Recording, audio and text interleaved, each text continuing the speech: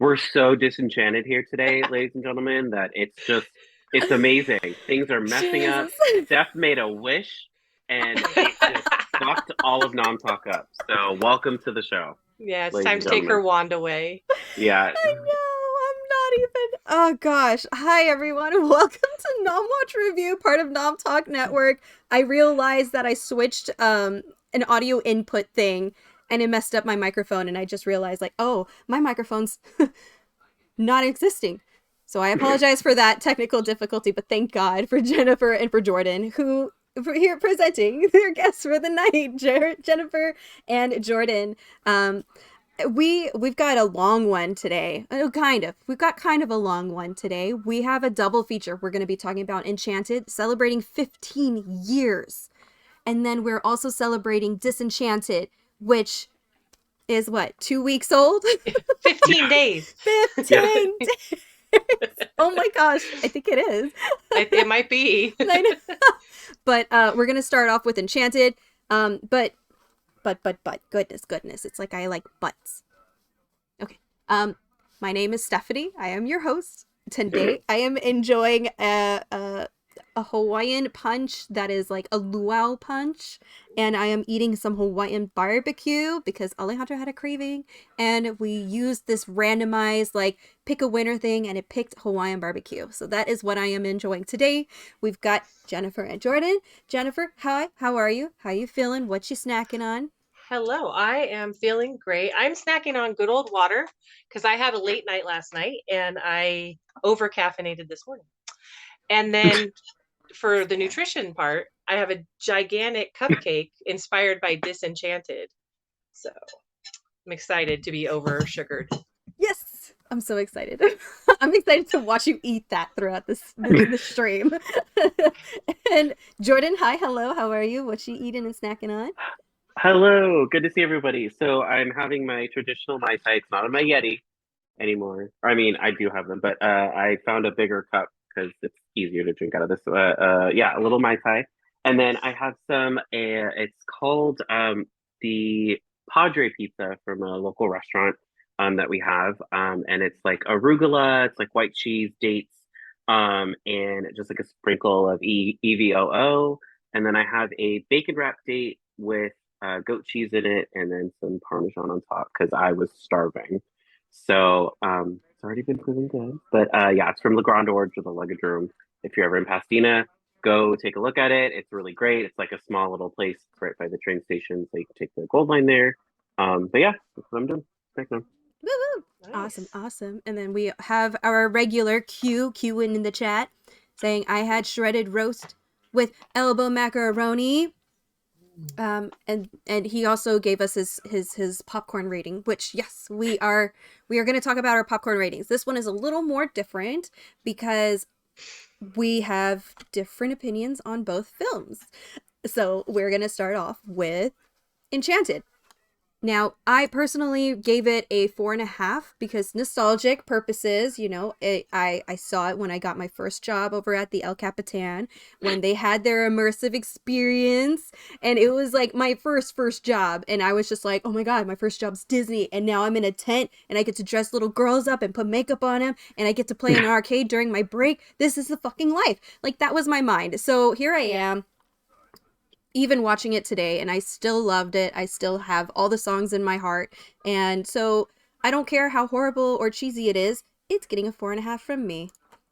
So, Jordyn, what did you rate this movie?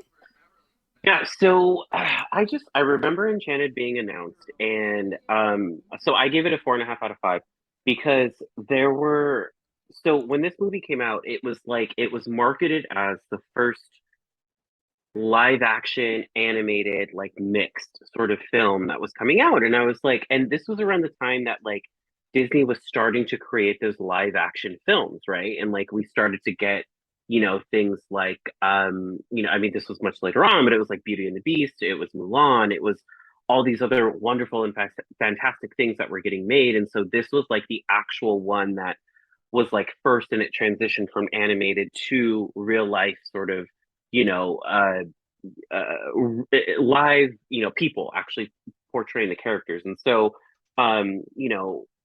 when it was like Amy Adams, right? James Marsden and is it not McSteamy but McDreamy? I always forget his name. McDreamy. Patrick Dempsey. Thank you. I was going to say Patrick Swayze, and I'm like, no, he's deceased. I just not here. But Patrick Dempsey. And I was like, hell yeah, like I want to watch this film. And then I watched it, and it was an absolute gem to me, right? Like it was the original music, original like score, original just everything, right? And you have Susan Sarandon, right? Like as like the villain, you look all these things that are going on, right? But it still stuck to the original core of like what was Disney, right? Like what that film was. But it also steered away, and it was like the starting point, right? Like this is before Frozen, it's before all this other shit. Like it started the point where it was just like, oh, maybe I don't love the person that I just met, right? Like maybe there's something more. And then she basically comes to the real world where that doesn't really happen, right? Like that's very rare for that to happen for us. And so this entire movie was just absolutely phenomenal. It was beautiful. The costumes, the dancing, the music, and so yeah, it was a 4.5 out of 5 for me, and I loved it. Oh, I love that. And then Jennifer, what did we rate our popcorn, or what did we rate our movie with popcorn? I would also rate popcorn if I had it, but I don't. I gave this movie 5 very nostalgic popcorn buckets, or sorry, popcorn boxes. It makes sense though. It still makes sense. Yeah, it does, because I have too many of those from Disneyland. This movie came out about 2 years after I got divorced, and when things were going like this for me, and my sister had also recently divorced her first husband. We were both living back at my mom's house. So this movie, talk about an escape. Like it was our sister bonding, and we're almost 9 years apart. So, we were bonding over our current situation, and this movie was just such a breath of fresh air. And we had every right to be very jaded about anything romance related. But this movie, much like what Jordyn said, it had every little element of what you want from a princess movie, but it also made fun of itself, and it made fun of those elements. And that kind of it was our little escape. And so we saw it a couple times in the theater, and then when it came on DVD, instant purchase, and would watch it all the time. I waited 15 years for this sequel, so I'm excited I watched them both today twice. Yeah. I applaud you because I did the exact same thing. I mean, they played in the background while I worked very hard at my job. Absolutely. Oh, yes. No, I completely believe that. Yes. It's okay. It's okay. Like, you're good. You're safe. It was in the background, Q actually said 4 out of 5 because not only it's a good family film, the musical numbers were awesome, but some parts were cheesy and some jokes were over my head, but Amy Adams is phenomenal in this. And I completely agree. Like, I believe, if I'm not mistaken, she had to take vocal lessons specifically for like Broadway musicale fantasy style with Alan Menken to ensure that she did deliver the princess role, which she absolutely did, in my opinion. IMO. But, okay, so the story in itself, we start off in a fairy tale land of Andalasia, and we're introduced to Giselle. I almost called her Fiona. Oh my god. Giselle. She's talking about her true love. They're making it all up, like her and the little animals. And then immediately we get the first song. I mean, first off, we start off with Julie Andrews as the narrator. Mwah, I love you so much, Julie Andrews. But anyways, so the first song is, what? Oh my god, I can't even. True Love's Kiss. Yes, thank you so much. I've been dreaming of a true love kiss. Yeah, I kept thinking of all the other ones. Comes with it. Yeah. Yeah. How do I know that? Oh my god. Gee, Did you watch it twice today too? No. It just, this music sticks with you, and that's one of the things that I loved about this film is that you could watch like and no shade, no tea to any of it, but like you watch like Encanto, and you're like, like the only thing that stuck with me was we don't talk about Bruno. Great, whatever. Mm-hmm. But you watch something like Enchanted, and like half of the score just sticks with you because the music is just it's unique and it's catchy. sorry, Steph, but like, No, yeah, you're like totally good. it was, yeah, like from the first moment, because you're like, oh, and then you get songs like how does he know you love, right? And so it's so sorry, it's just so good, the music, right? Yes, absolutely. So, as we know with just the intro song, like we've already, by that point, we've already had so many Easter eggs, including like a Cinderella-esque storybook, little intro. We have Julie Andrews, who's Mary Poppins, and she's also the Queen of Genovia as well. We're not gonna disregard that. Obviously, she is queen, and I will forever call her queen. So we've got all these different things, like the little woodland animals from Snow White.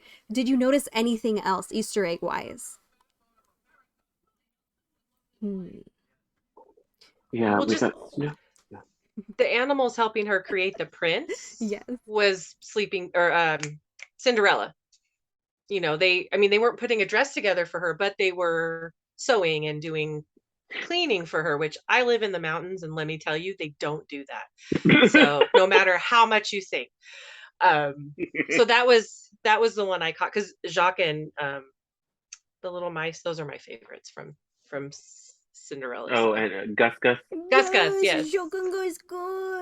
Oh, Gus I Gus. love it. And also I just remembered that there was the way that the prince was postured, I believe, is the same as Prince Eric in The Little Mermaid, what the statue that Ariel has. No. So I mean, goodness gracious, so many Easter eggs already, Yeah. and we get True Love's Oh. Kiss. This entire soundtrack, other than what? That's Amore and Pink Elephants on Parade, like actual Disney songs that they threw in there. Most of these songs were music created by Alan Menken Mm-hmm. and then Stephen Schwartz, I believe. Mhm. So, like, this is, we knew that this was going to be a really fun Disney princess, like, musicale sort of thing. So how did we feel about just the entire scenario of Andalasia, because that was one entire like set of scenes. It was in one setting. So how did we feel about like the animation style compared to the traditional styles, or like how cheesy the stories were? Because I feel like Giselle, as soon as she got that wedding dress on and she was heading towards the actual interior of the castle, she seemed very like weird. Like I've never seen a princess talk so much the day of her wedding, but we've never actually seen them on the day of their wedding either. Mhm. True, So true. how do we feel? Like, Jennifer, would you like to start on that one? Sure. I thought the animation, obviously that wasn't the focus of the movie. The live action was, but they did a really nice job with it. It was colorful. It told the stories it needed to tell. You got to meet Timothy, and was it Timothy? Yeah, I think so. And the other Yep. character, the guy that's Oh, her.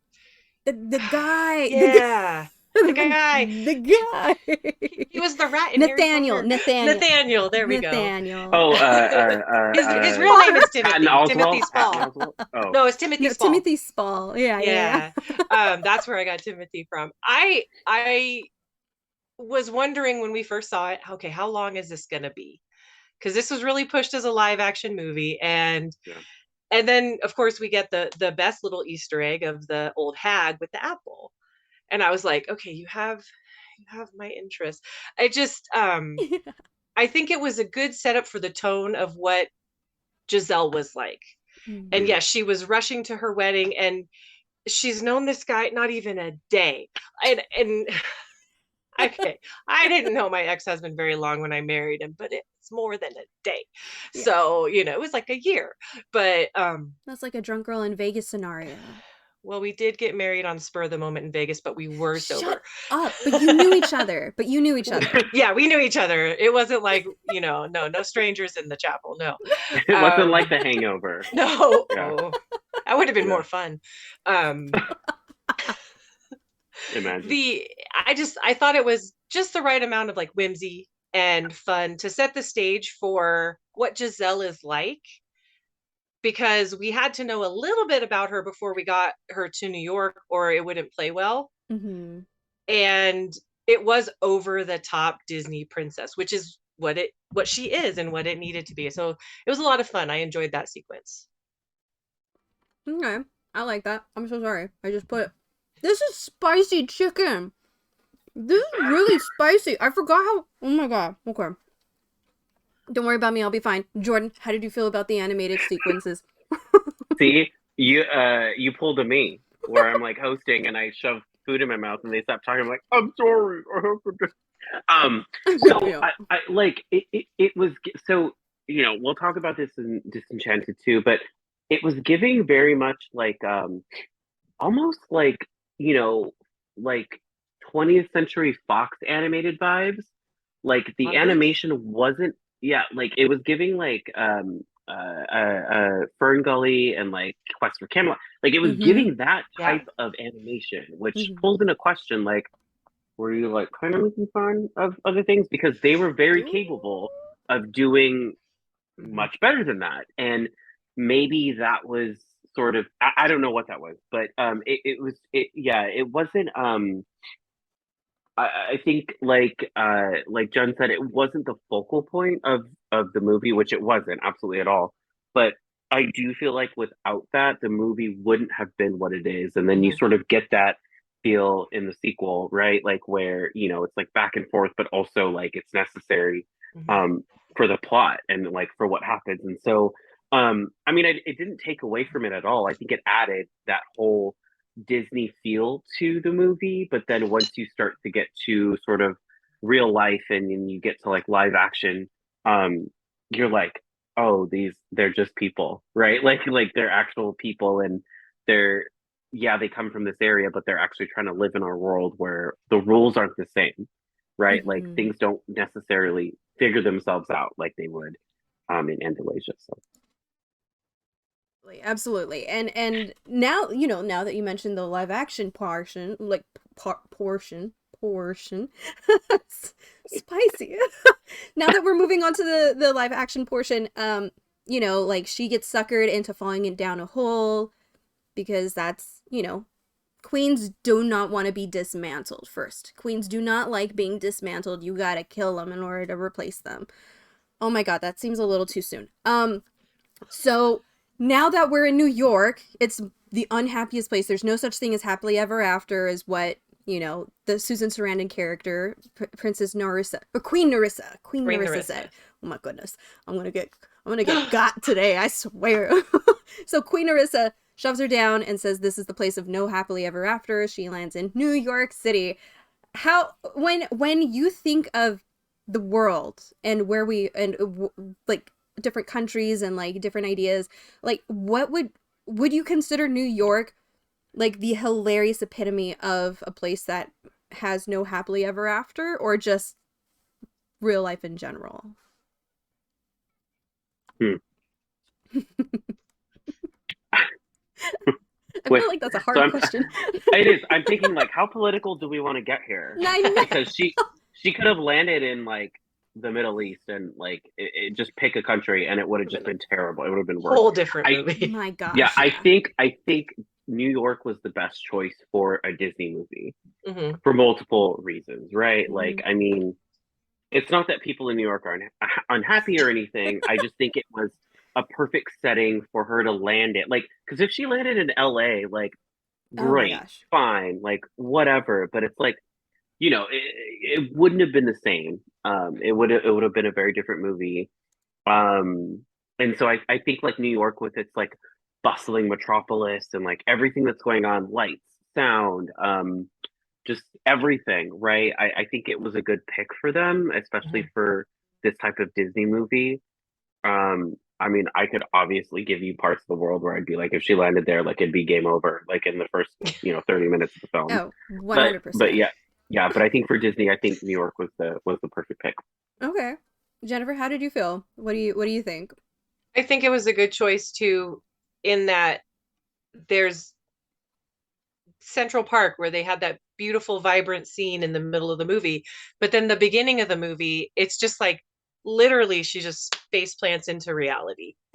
It's rainy, it's cold, people are rude to her. And I'm not saying that's because the whole stereotype of New Yorkers are rude, but I feel like any big city where she would have landed and been wearing this big poofy dress and talking about finding her prince, people would have been like, Okay. So I think New York was a good, first off, great juxtaposition from the bright colors of Andalasia. She gets to New York, it's nighttime, it's dreary, everything's wet. The guy steals her crown. I mean, it's just, That was so sad. it's like from here to here, real quick. They just dropped her down. Yeah, it went from the happiest day to like the worst day. Worst day. Ever. Absolutely. I think there was a TikTok I saw, but it was somebody saying that like the difference between West Coast and East Coast people, which is why I think if it was in LA, it'd be totally different. And it was like in LA, people are nice, but they're not. So people are nice, but they're not like not empathetic, but they're not like people that would like go out of their way to do something for you. And the East they're Coast, nice, but they're selfish. yeah, like they're nice, but they're not kind, is what. That's what it Okay. was. So people from the West Coast, they're nice, but they're not kind. So what they'll do is they'll say, "Oh, I'm sorry, you got a flat tire," right? But they won't help you fix it. People my from the gosh. East Coast are not nice, but they're kind. So they'll fix your flat tire for you if you see them on the side of the road, but they'll bitch about it the entire time, which I prefer that over somebody that will just be like, "Oh, I'm so sorry," right? And so Mhm. like I think that's why you get the New York thing where it was like you get there and people aren't necessarily nice, but I think for the most part they're kind in a way where they genuinely just will help you out and Right. complain about it. So I feel like if she landed in an Amish location, this would be a completely different movie, and there would still be singing, but not in the context that she wants. No. right. Who knows? But no, I do agree. Like as much as this movie could go a completely different direction in technically one of the unhappiest places on earth, like if she landed in Disneyland, that would have been hilarious. But for the fact that it is a musical, it is created like the songs and everything were created by Broadway like history. I would say like Broadway history. It has to be in New York. Everybody goes out there with a dream, with an intent of like, oh my god, I'm gonna make it big, kind of like how they do in Los Angeles. But they are met with so much hostility, and it's not because people are bad. It's just people don't have time for the nonsense right now. Like it's there's a time and place, and you are not my time or place kind of situation. But thankfully, after she gets lost and wet and cold, and her tiara is stolen by that man, he's not a very nice man, by the way. She ends up heading towards a castle billboard and is found by a lawyer and his daughter, who is Robert and Morgan, or Patrick Dempsey and Rachel Covey. So, like, we know it's going to be a fun time as soon as Mr. Heartthrob over here or Dr. Dreamy shows up. Like, we know we're in good hands. We're in safe hands.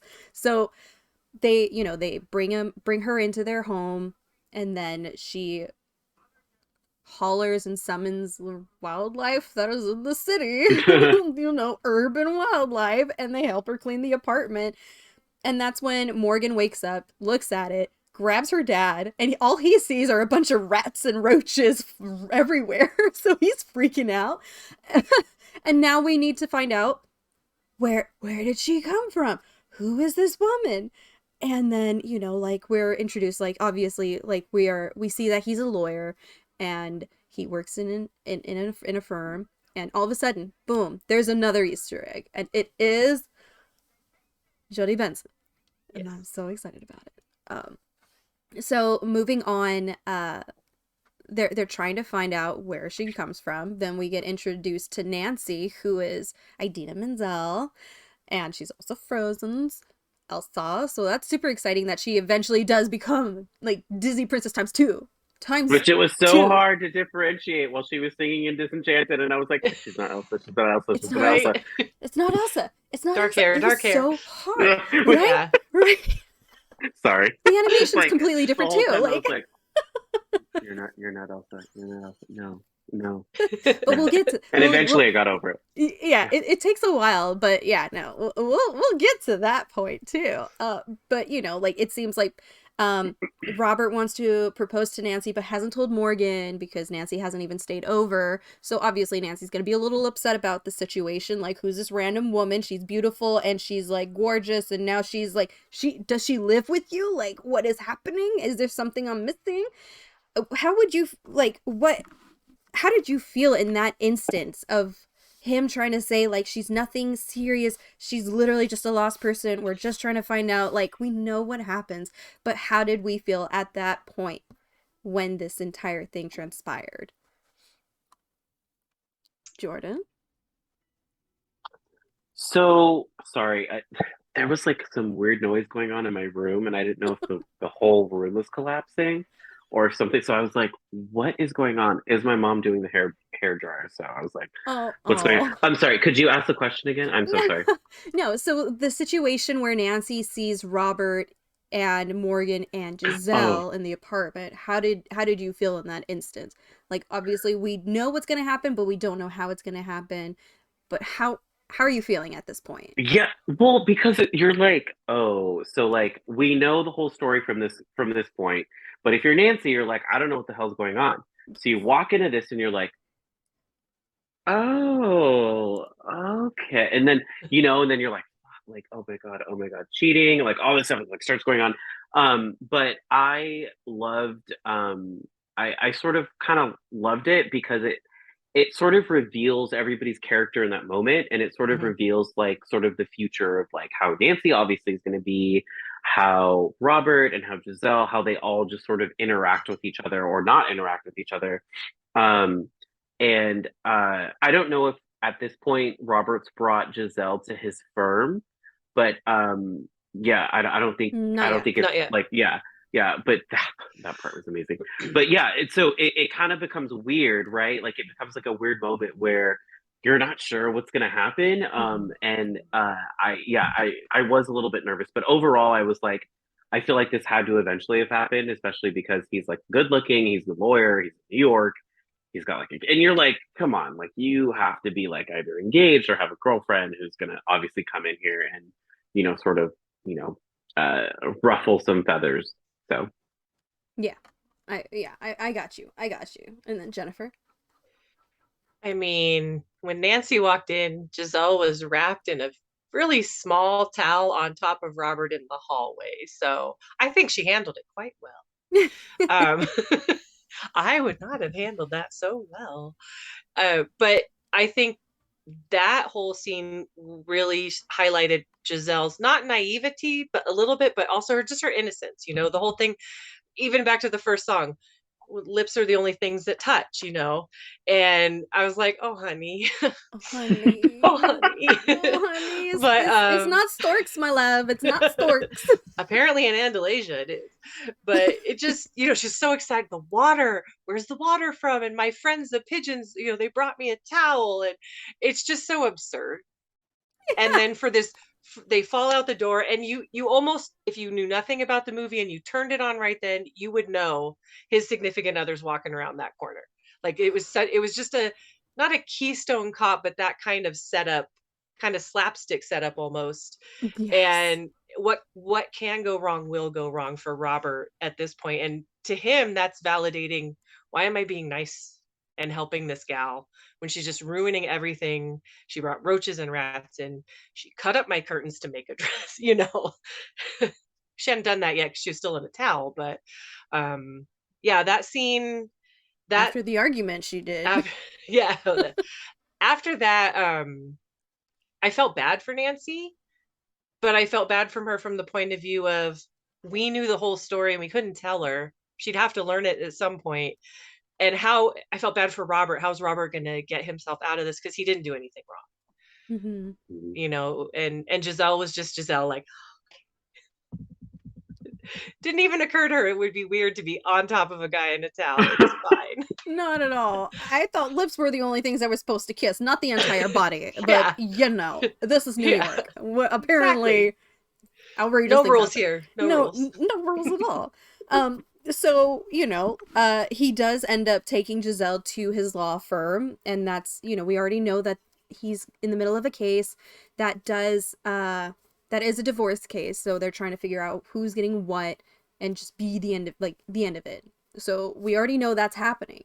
But now that she's in there, I just want to mention the first time we see the tank, the fish tank, if you listen very closely to the backtrack, it's part of your world. It's Little Mermaid. It's the Little Mermaid. It's a mermaid, and she's there with the fish tank with the fish that are getting She like ingested eats by the Giselle. fish and she like has it in her mouth. She's got it in her mouth. Like, what, girl? It's not going to be any different from Andalasia. It's a fish in the water. Keep it in the water. Let it stay alive.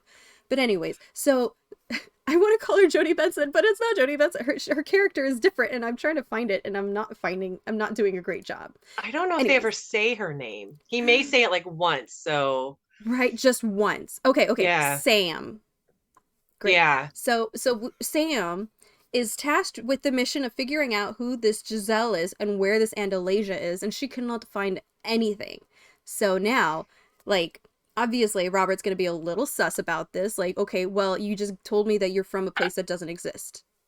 So are you out of your mind? Are you delusional? Are you lying? Like, what's going on? But while him and Sam are talking, Giselle comes up to the woman. Oh, you have lovely hair. And then strike one, you touch the hair. You never touch a person's hair, period. No. Like, you're a stranger to me. Do not touch anybody's hair.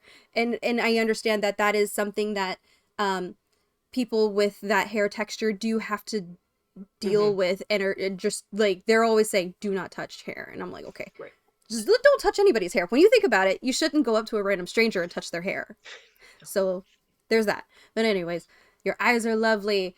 Like, oh, the man in your heart must be a lucky guy. And she's like, oh, you tell him that. And there's that whole situation of like, she's breaking down crying, like they're not together ever anymore. Like, they're not in love. And she just has a crisis. Let's talk about that crisis really quick, because just watching the expression, and she just did such a great job slowly, like, making us look like she's slowly registering, and now she realizes that they're not in love and love doesn't exist for these two people anymore. And it's like, how does that even happen? Did we feel like that was an identity crisis, or just like an awareness crisis that she was going through? I don't know what the actual word terminology would be in that situation, where your entire world and everything you think is not true. She's already in this strange place, and now it's literally becoming the antithesis of everything she knew in Andalasia. In Andalasia, you had love at first sight. You had true love's kiss, and people had their happily ever after. The day they meet. The day they meet. So crazy. And here she finds out that that's not always the case. But I don't think that's the part where they talk about the main contention of their divorce is the baseball card, but which is as absurd as falling in love with someone the first day you meet them. But yeah, I think it really shook her worldview. Like, of course, drinking a fish out of the fish tank, and that was fine. That was nothing. But finding out that people don't want to be together anymore, that, I think that shook her foundation a little bit. And you could see it literally, like you said, on her face, just the growing stages of horror as she realized what divorce meant. Because that's probably not even a word in Andalasia. Yeah. So, and Robert was so gentle about explaining it. Very much like, yeah. All right, child, let me tell you what this is. Yeah. We're gonna sit down. Take a second. Jordyn, how did you feel with that? Yeah, it was super traumatic for her, because, you live in a world where this doesn't exist, right? And I mean, like, there's places in the world that you can't get divorced, right? Otherwise you'd probably get killed, right? And so but I think for her, this was more along the lines of like a sort of like a values crisis, right? Like, where it's like, that doesn't exist, because where I exist, it's always happy and there's magic and all that stuff, right? And it happens, but now that she's in the world, she's like, oh my God, she has to contend with the fact that, like, this stuff actually, exists. But in the long run, they end up not getting divorced, right? Because of what she told her and like what she told that right. And so she kind of makes this like little fairy tale ending happen for them. And I feel like, her realizing this is just is like a stepping stone for her like growth within the film, right? Because she has to realize that like, you know, um, it's not all rainbows and butterflies. That there are some hard truths to the world that, she got thrown into. And it's hard for her to realize that. But yeah, it was yeah, I think it was like a super values crisis and she, it's like it's almost like the no, no, that no, that and then she has to realize that it does exist, right? So Yeah, but the yeah, fact that like Robert is like is like a divorce lawyer, like, or he helps people get divorced, is, a thing, and he doesn't really truly believe in love at first sight or love, Mhm. in the sense that Giselle does, and so this is a really good growth point for both of them. yeah. And there's an interesting thing about that because he doesn't really believe in love, because we find out later that it's because his wife left him and his daughter. Now, I don't remember if she just left or if she passed away, because Disney is notorious for doing things like that. Does anybody remember if she just abandoned ship or if she didn't have a choice? They don't say that Yeah. either way, but it was heavily implied, in my opinion, by how Robert said it, that she left. Mm. Because if he would have, this is Robert, he would have been like, That's she true. died. That's true. You Yeah. know, he wouldn't sugarcoat. The man does not sugarcoat. I guarantee you, Morgan was 2 when he was like, listen, kid, there's no Oh my god. At 2. Santa. 2. He He was didn't like, want to, you got to set the expectations realistically, okay? sir. That's fair. No, that's completely fair. That's a Robert thing right there. Oh my gosh. Okay, that makes sense.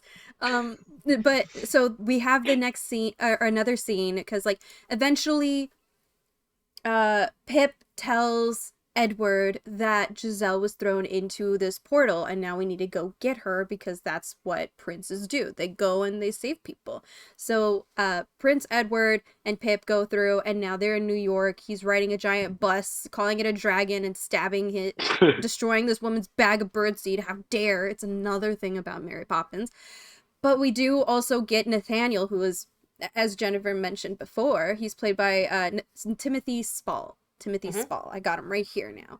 And that is Queen Nerissa's right-hand man. That is the one who is basically obsessed. I'll do whatever you want because I love you, kind of thing. I'm obsessed with you. So his job is to make sure that Edward goes home, just gives up, goes home. And Pip is in the way.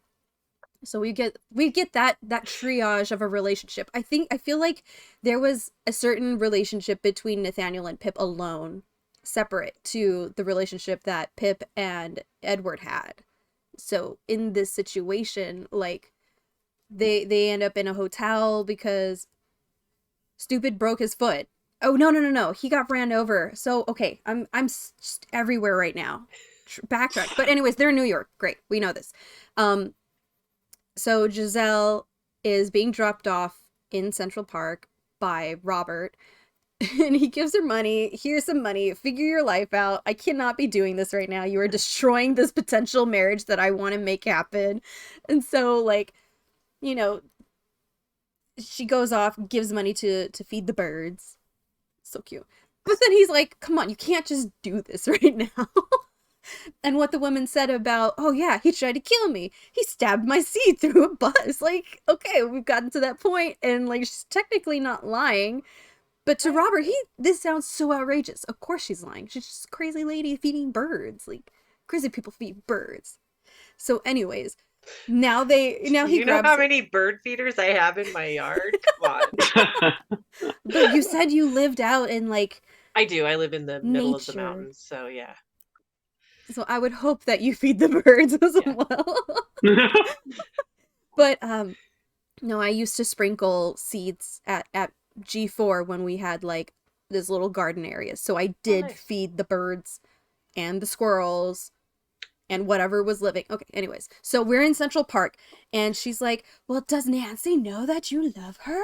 Like, do you actually do the things? How does she know and it breaks off into this song because like the street performers catch on to the notes, start playing with her, and now he's like, you guys know that this is a song? Is this real? Like, are we doing this? And boom, we get another musical. That's how you know. And it is so cute because the old people, the old folks that like kind of do the thing, I started bawling my eyes out when I watched it today because I thought that was so sweet. Look at them dancing and being freaking adorable together, like as couples. And then you know we get the weddings, we get the twirly top man that we saw earlier. We get so many like the theater performance with children. Like, what is happening? There is so much happening. How did it become so majestic? But I also have never been to Central Park, so when I first saw this movie, I thought, oh, that must be just how Central Park is. But you know, like, I also lived in Hollywood, so I know that what people see about Hollywood is not exactly true. So the experience, everything that was going on, did you notice fun things? What did you have a favorite moment? How are you, what about this the song? Like, let's air it out. Jennifer, would you like to start? It's my favorite part of the whole movie. And it's because everyone is into it and Robert's just like, hell is going on? But my favorite part of the scene is when they're at the play and everybody does this, and then Robert's finally like, and he just gives in, and goes with it. No, I think it's a there's a little kiss the girl in there in the when they're on the little lake thing. But it's like everyone watching a Disney movie who doesn't get musicals, who's like, why is everyone singing? My boyfriend doesn't like musicals. So that would be his reaction. He would be like, oh, no. But he wants to go see Book of Mormon because it's by the South Park guys. Okay. Hey, whatever. I'll take it.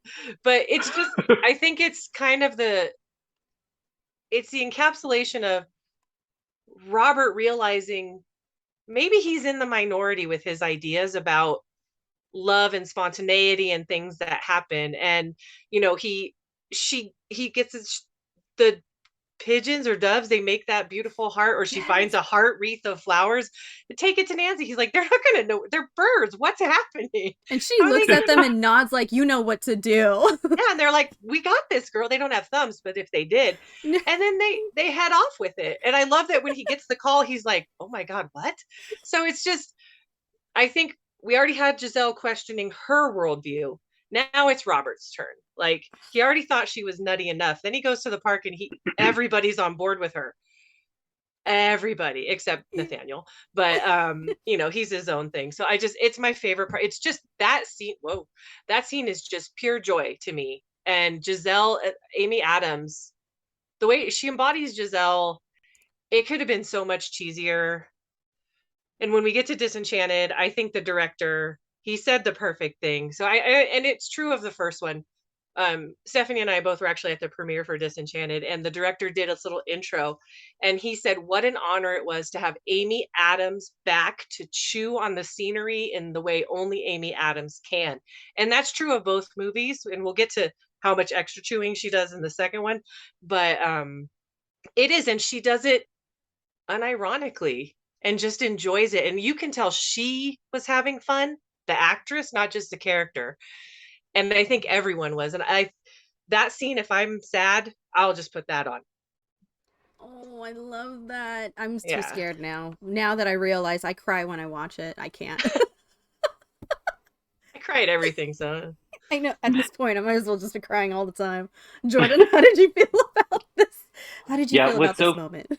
What's so funny is Amy Adams was on Graham Norton, and he asked her, he's like, so, you know, does your daughter like appreciate that like you're like this like Disney princess? And Amy Adams goes, no, she doesn't give a shit. Like, she didn't say that, but she's like, no, she doesn't care. Like, she thinks it's the funniest shit. She thinks that, you know, she makes fun of me for it. She goes, oh, Amy Adams, the actress, and like texts me this and all that stuff. And I was like, that is hilarious. That is the relationship I'd want with my parents if I ever had actor parents, right? And you know, so she's like, she doesn't care.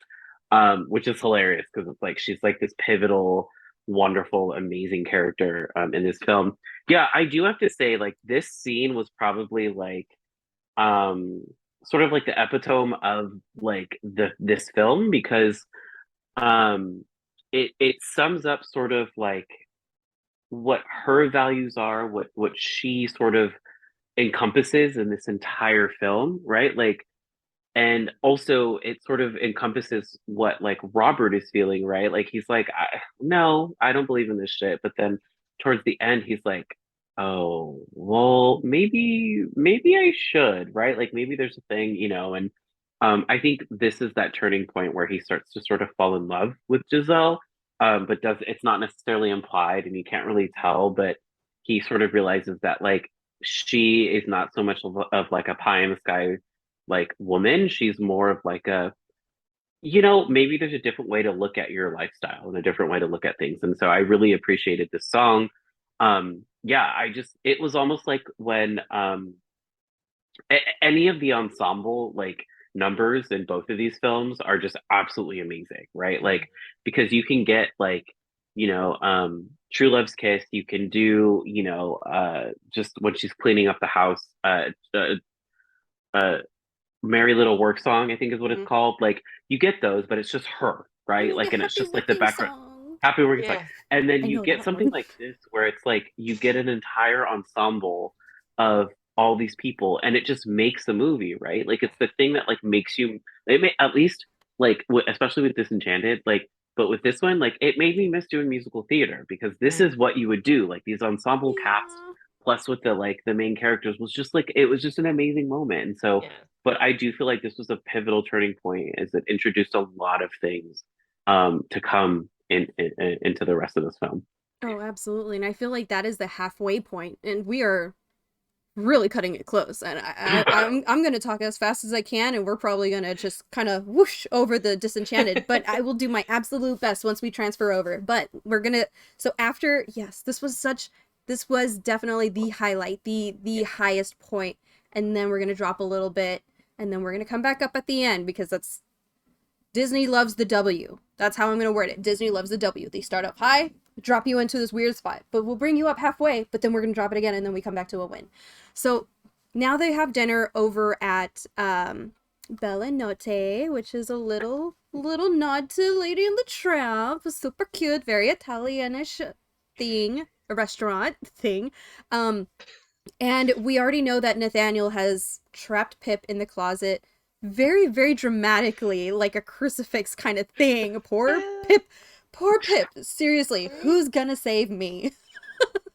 And they've been flipping through the channels already, and we see Belle Yep. show up in a soap opera, and we get a little nod to another Disney thing. I forgot what it was called, like Fun and Fancy Free or Footloose and Fancy Free? Make My Melody or something with the puppet Oh. on Ooh. the television. But Mm-hmm. anyway, so we've got multiple nods. Like the amount of Easter eggs and trivia fun facts is just we'd have to spend 3 hours on it alone.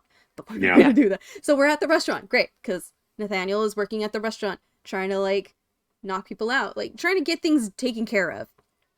And then Pip escapes. Then Giselle sees Pip. Oh my god, Pip is here. What you doing here? Pip doesn't speak the language because Yeah. Pip is a chipmunk now. Little chipmunk. I love it. And Nathaniel tries to yeet him into the pizza thing because everybody thinks like, oh my god, it's a rat. We got to get rid of it. A rat shouldn't be in the restaurant. Just letting everybody know, anyone can cook. Anybody can cook. So that being said, so he tries to throw him into the oven, which is witnessed by everybody in the restaurant. Pip does escape. But at the same time, my mind is like, why are we celebrating that we've murdered a little creature? Yeah. What is Poor happening? Pip. Poor Pip. Yes, poor Pip. But she doesn't know that. So, there's this whole... The news come out and interview people about it. Like, Nathaniel's a hero now. Huzzah, huzzah. And Pip is dead, the little rodent. But they interview Giselle... And that's when Edward sees her on the magic mirror. Magic mirror, tell me, where is my true love? And she says, oh, this happened right here. So now he's gone off to explore and hunt her down now that he's got an address or like cross streets. and spends all night looking for her. And so we're building up to the giant extravaganza of a ball. Where I don't remember what they called it, but now we're getting to the ball, and so she doesn't have anything to wear. So what does little child Morgan do? This is only for emergencies, and I think this is an emergency. Bust out the Amex. Let's go to all the stores. Like, where are you? Like, I think they went to Saks or something. I don't know, but it looks like a fancy Fifth Avenue style location that they've been shopping at. And out of all those things, when she comes out into the ball, it's just this beautiful dress, very, very simple dress with shiny. She got her hair done. I'm sure she got her mani-pedi with a little Morgan doing a little bonding. So obviously Morgan already is just completely enthralled with Giselle because Giselle's telling stories. She loves fairy tales. She loves all these innocent things that children enjoy. So they have their little thing, okay, whatever. So we're at the ball, and all I see is like the cape, the dress, the shoes, I think maybe a couple of jewelry pieces. What were in all those other bags? Did Morgan straight up manipulate Giselle to buying all these really expensive things for her and her only? And just being like, oh, but you only need this for the ball. Like, oh my gosh. So that's my immediate thought. I was like, seriously, you had all those bags and this is all you came out with to the ball? Not my problem anyways. One bag for each little thing. Because it's those fancy boutiques. So, everything was wrapped in tissue and placed gently in the bag. But what was in the big bag? Because there were like not the dress, because maybe the shoes. Because the dress would have folded up nice and small. Maybe, yeah. It's hard to say. Maybe it's a Disney movie. It's a Disney movie. It's New York. It's fancy shopping. I don't know what fancy people in fancy malls, shopping places do. But, excuse me. So then we also have Nancy with Robert already dancing. She's gorgeous. She's got the Marie Antoinette style, like French style dress, and beautiful. Like we know where she's going. We know what's happening after this. And then all handsome Philo, just like a dapper man, and they're doing their thing. But as soon as he sees her, Nancy who? Nancy what? No. I love Giselle. I mean, Nancy. No, Giselle. I love Giselle. And like, that. Like, you see this. And it just... So they all do the dancey dance. And then that stupid freaking song. That is absolutely... goddamn you, stupid song. And I'm not saying stupid like it's a bad thing. It's beautiful. It's gorgeous. At one point, when I heard it, I was like, that's what I want to dance on my first wedding dance thing for. But... time goes on. It's been 15 years. Who knows? But John McLaughlin did such a good job just portraying emotion into his voice when he sings. And, Alan Menken and Stephen Schwartz are already phenomenal. If they want a beautiful ballad style song, they're gonna make a goddamn beautiful ballad song. Yes. And that's when we realize, so now Robert is singing to Giselle while they dance, and Nancy sees this, and you see her expression of heartbreak. I started crying at this scene as well. Like, I'm such a sap now. So, how do we feel knowing that Nancy now caught up with the rest of us? Basically. I mean, yeah. I think there was a point in the beginning of the movie, or like towards the end, where I think it was when they're doing the whole thing in the park, in Central Park, and he asks her, okay, well, like, how could, like, you don't sing to her, like you sing to her to let her know, like, that you love her. And when this whole scene, so this song, right, like, talk about feels, talk about tears, talk about all of that shit. This song, when he starts singing to her, I was like, don't, no, because if it's anything, it's when somebody tells you, oh, this is how you can get to my heart, and the person's like, oh, that's stupid, and then eventually they do it just to be like, okay, I really care about you, and like, this is how I'm going to show my affection to you. And he does it. And you're like, it's so out of character for him, but he does it because, and I was like, tears, Yeah. tears. It's just flowing. There was Pocahontas going down my tear river, like she's coming up, like it was tears. And so I just think it's such a beautiful moment. And this was definitely one of those, like, this was one of those scenes that I remembered specifically from this movie. That it Mhm. was, it was so good. Yes. And Mhm. speaking of Pocahontas, there is the voice. So what was her name? Judy Kuhn? Judy Yeah, Judy oh, Kuhn. Yeah. okay, so Judy Kuhn was made a cameo in the movie when Mhm. Edward was knocking on all the doors. It's just the one like you're too late with all the kids, and my brain's like, God damn. um and before we get to you, Jennifer, Cue Ball did redeem hydrate, so let's grab our drink and get a sippy. Yum yum yum. Ooh. I love punch. Only the Hawaiian punch. Luau punch is the best punch. Okay, I'm so sorry. Jennifer, please, your turn. Yeah, this scene, because we've only seen Giselle in her frilly dresses and everything, and then she comes in and she's just sleek and elegant, and she's carrying herself that way. She's not the cartoonish character anymore. Now she's this stunning woman who's realized after her interesting date with Edward that maybe that's not all it's cracked up to be. And she's clearly fallen for Robert, and she fell for Morgan too. That was a big part of it for her. And yeah, the look on his face when he sees her and the look on Nancy's face when she sees him see her, that was yeah, it was heartbreaking, but like you said, you kind of knew that there was something else in store for Nancy, even if you didn't know it yet. And bless Edward's heart, God, that man is dumb. um so Nancy's in charge, I guarantee it. But yeah, it's a beautiful scene. And I think part of me when I was watching it, I was like, oh, this is so cool, it's so pretty, but this isn't the end. Something's coming still. So but it took me a minute. The song is beautiful, but the song felt kind of out of place to me at first, but now it's it fits. It took me a couple of viewings. Obviously, over the 15 years, I grew into it. So, but it is, oh, Kitty, it's You good baby.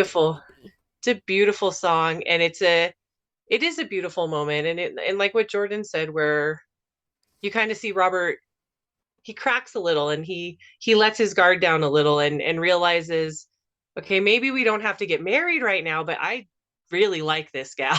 So yeah, it's not as a fun of a scene as the Central Park, but it is a pivotal scene, and it's very well done. Yeah. Now that you mentioned that it seemed out of place when I first watched it, yes, I did feel like it was out of place because why are we playing some Baroque waltzy music and then all of a sudden this sweet ballad?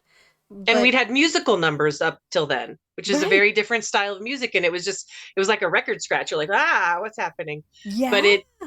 it it fits because Giselle made herself almost the fish out of water at that ball, because she would have fit in perfectly in her other clothes, right? But Absolutely. she tried to appeal to Robert with, a 6-year-old self. I Look don't at know. these two. Look at these two trying to go after each other by doing very subtle moves that are so obviously not subtle. Yes. My goodness. But oh, it's time. Oh, Edward's like, Giselle, it's time. Let's go. Let's go. We can go now. We can go and get married. We'll return to Andalusia, live happily ever. Let's go. Let's go. But they're stopped. They are stopped by Queen Narissa. I want to call her a Narcissa because she is. Well, It is Want to based call off her of Narcissus. Naruto? Naruto.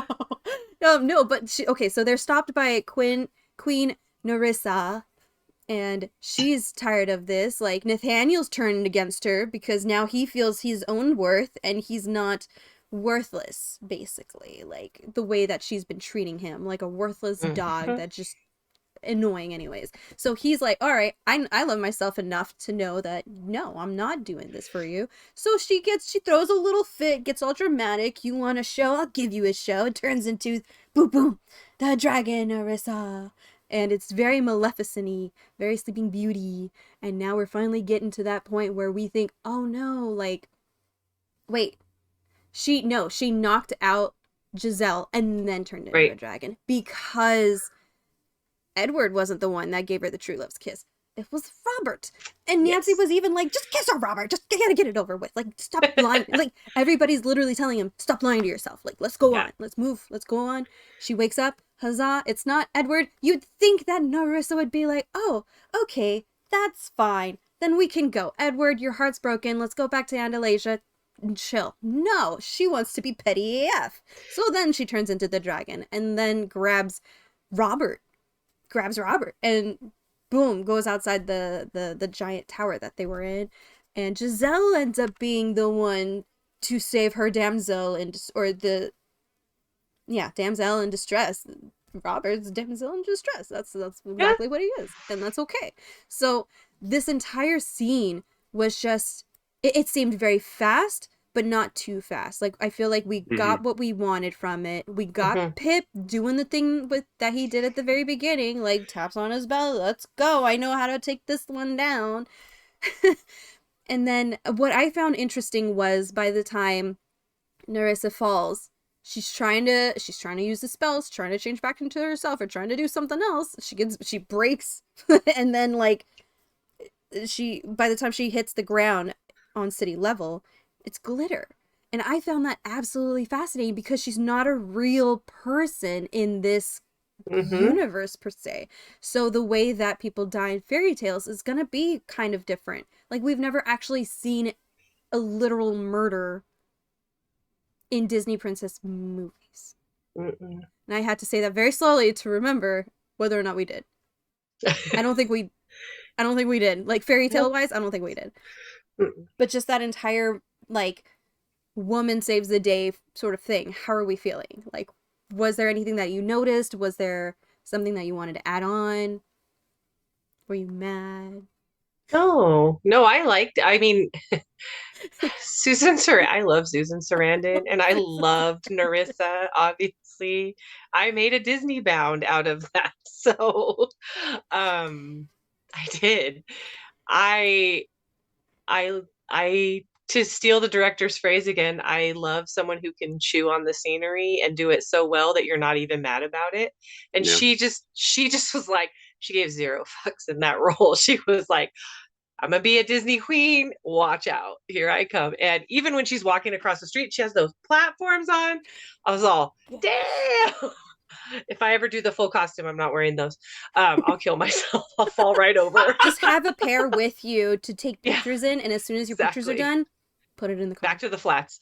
Yeah. I liked Giselle saving him. And I liked how she wants to attack you. Sorry.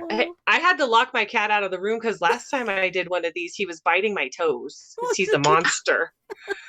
And it was when we had to talk in first person. Oh, no. Look, watch. No, sweetie. Okay, sorry. Go ahead. Oh, no, that's okay. I liked the little role reversal that they did, and I think it's because both Robert and Giselle had a little 180 in how they looked at the world. I just loved her little snarky lines, and when he's like, over my dead body or whatever, she's like, that's fine, I'm flexible, you come with me, and just snatches him up and away she goes. And she's kind of narrating it like telling us what we already know, like, this is what has to happen. It's a fairy tale story. It's inevitable. The dragon, the evil witch is going to come. And she did all three in one scene. She was the hag, she was Narissa, and then she was the dragon. It was kind of a cute dragon too, but so pretty and iridescent, beautiful dragon. But I liked it. And the one thing I just thought of when you said the dragon fell that I need to go back and look for, when Gaston falls off the tower and he has the skulls and the pupils of his eyes in Beauty and the Beast to indicate that he's dying. Yeah. I want to go back and look at that, because when I watched this the first few times, what I took from her kind of dissipating before she hit the ground was she's not dead. And so when Disenchanted, I was like, oh, is she coming back? And then she didn't, but that's fine. Oh, spoilers. But yeah. Spoilers. No, I liked the little role reversal that they did with her rescuing him. Because he already kind of rescued her and got her out of that naive mindset. So it was her turn. You're right. Aww. And Jordyn, before River comes to swoop you away. She's fine. She's occupying herself. She better. Oh, But how did you feel about this whole scene, the situation, the fight, the ending of Narissa? Yeah, I thought it was extremely it was needed because like I said, this was like a beginning of sort of like that whole Disney sort of like cliche movie, and this was the beginning of like the antithesis of it, right? Like, and then you get like all these other films that come after it where it's like you get these strong female leads that don't they don't need no man, right? Like to like do what they need to do in order for them to have a successful or happily ever after. And I feel like it was, you know, Giselle's turn to take the reins and like to be the person to, you know, like, because that was, you know, spoiler alert, like that was her stepmother, right? And like ended up being evil and then, you know, did all that stuff. And so she was like, okay, you know what? Like, no, like this isn't gonna happen. You're not gonna kill the man that I love. And I actually I loved it. It was like it was an ode to Maleficent, who's my favorite Disney villain. It was an ode to just everything, right? And this Mm-hmm. movie, like I think like Jen says, it makes fun of itself, but also it's not to the point where it's like campy make fun of yourself. Mhm. It's not like cheesy. It's more of like, oh yeah, that happens. Oh, but this is a really cute way to do it. And so I really like the way that this movie sort of ended and the outcomes that sort of happened after all of this. Yes. And in this sort of outcome, what happens is Robert obviously is going to stick with Giselle and Robert. Giselle, Robert, and Morgan. And then what I thought was really cute, sorry, picked up a piece of chicken. What I thought was really, really cute was when Nancy's just sitting there all super sad. Everybody left, by the way. Like party Would you poopers. stay? There's a Not at dragon. all. Well, the older women were like, "Oh, this is the best. This is the best one ever." The cinema, like, it was so cute. But Nancy's sitting all like super sad because you know she loved Robert, so she thought like they were gonna live happily ever after. And no, some Mm. fairy tale woman swoops her up, sweeps him up off his feet. So you know, Edward walks up. Oh, why are you sad, beautiful lady? And I'm just like, oh my god, you're so sweet. Stop. She's like, she forgot her shoe. He puts the shoe on. She looks like it's a perfect fit. And they just run off. And I'm like, Nancy, girl, you know better. But I mean, you know, like if a fairy tale person's going to come up and tell you, like, come with me. Do you trust me? Of course, I would run away too. But so I would she go with runs away. James Marsden. If it's Jib's, oh gosh, He's beautiful. he's so Period. pretty. He's You so got funny. to see him though. Did. Ugh, And the I guys don't know. next to us both made their own Prince Edward costumes and they looked amazing. And he saw them and his eyes lit up. He was so Oh, excited. oh, And yeah, he was a lot of fun. He was very sweet. Oh, that's super sweet. Yeah. So yeah, so I mean, in this time, like, of course she's gonna run away with him, jumps in the pothole with him, and then gets married to him. And the dress that she wore is so beautiful, like the cartoon dress that she wears, so beautiful, so cute. Interesting, she didn't. I don't remember her having like her hair all the way up. But then I don't think Gisela had her hair all the way up either. It was like half up, half down kind of thing. Her phone goes off. Wow, great reception, and yeets her phone. Like, I mean, I guess if you're gonna be the future queen of Andalasia, you don't need your phone. No. But at the same time, if you have the reception, maybe keep in contact. I don't know. That's her prerogative. That's her thing. Maybe she doesn't want to be anywhere near the people that broke her heart. Totally fair. And then, you know, so they kind of like live happily ever after. Giselle replaces her basically at the job she was at, but they like redo everything. Now it's Andalasia designs for children, and those were the cute little dresses that I got to put on little girls. Oh, And how just, funny. you know, so that every time the kids came in after Enchanted, like little princesses could be dressed up and look like princesses and take pictures and stuff. And that was super, super sweet. And I loved it. The quality were really good. Yeah. So the end. When the ending happened, I was like, okay, I really want a situation where now fairy tale people or like real people end up in the fairy tale lands kind of situation. So did we all kind of feel the same after we saw Enchanted way 15 years before Disenchanted ever came out? Like, were we all kind of on the same page about that, of like wanting like a reverse role if there was going to be a sequel? Yeah, I spend a lot of time, not a lot, but like I'd watch Enchanted and I'm like, I wish they would get a sequel. Like there's so much they could do. Gosh, yeah. There's what you said, there was just so many different directions they could go. I loved that both Nathaniel and Pip got there, Pip went back to Andalasia, but Nathaniel stayed in New York, and he got a book deal, and he had a couple pretty ladies hanging out with him. Pip was back in Andalasia, and he got a book. I think, chipmunks could write books. The ones in my yard, they just eat stuff, so they're not very helpful or literate. But yeah, it was a cute ending, and I think that was good. Nathaniel made a clean break. He didn't need to be in Andalasia anymore. He was a strong, independent man now, so sort of. But yeah, no, I love the ending, and I just saw so many potential things they could do.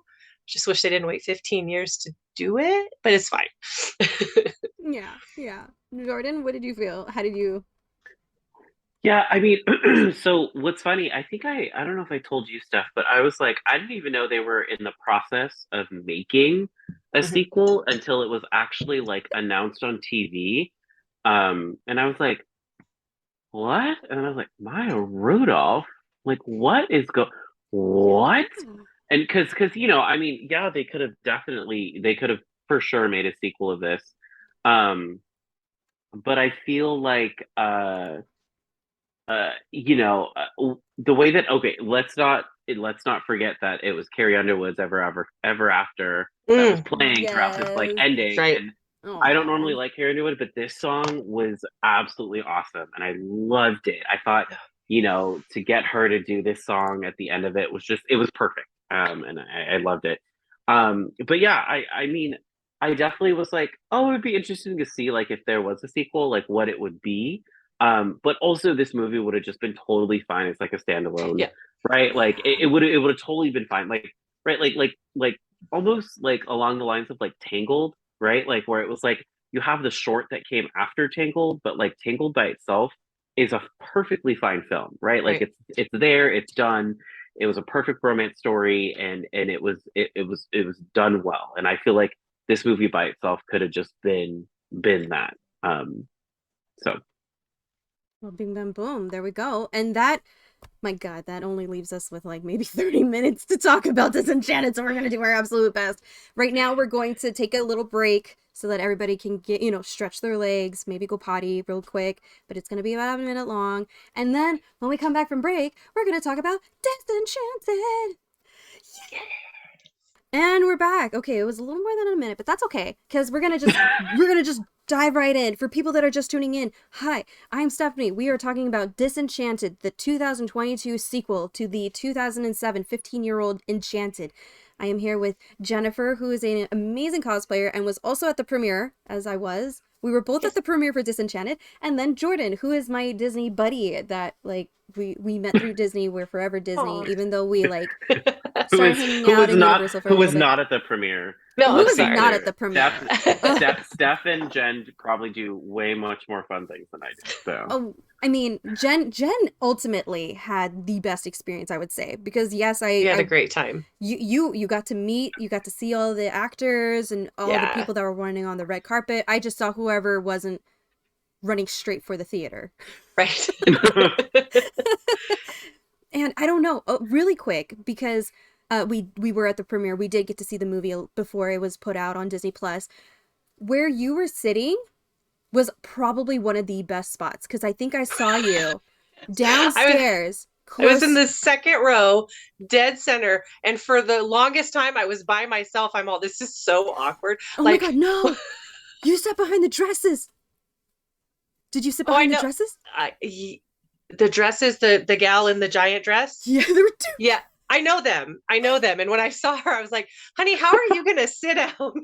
She had like the full-on Cinderella dress with the hoop skirts. And it was just like Giselle trying to get through the apartment door. Because that's what I said. I said, that's what it's going to look like. And she sits down and it's just poof. Oh my God, I love that so much. Yeah, it was adorable. Yeah. Yeah, that's Lisa. And then Lucy was the Little Mermaid bride. version. Oh, so you literally knew the two I do know them, cosplayers yeah. with the giant dresses. I was watching them from because I was up in the balcony, right? Yeah, the balcony area, and I saw giant dresses, giant gowns coming by up to the front. And I was like, thank God they're up in the front. And I as she's like kind of trying to center herself before she sits, she was centering herself, and the skirt itself covered 2 other seats, so there were 3 seats, but she had to like fold everything. I told her fiance, I'm like, you don't get to sit down. You have to sit on the floor. You don't get a chair. That is so good. You have to float. You have to float above everybody else. He's like 6'3". We needed him on the floor so we could see.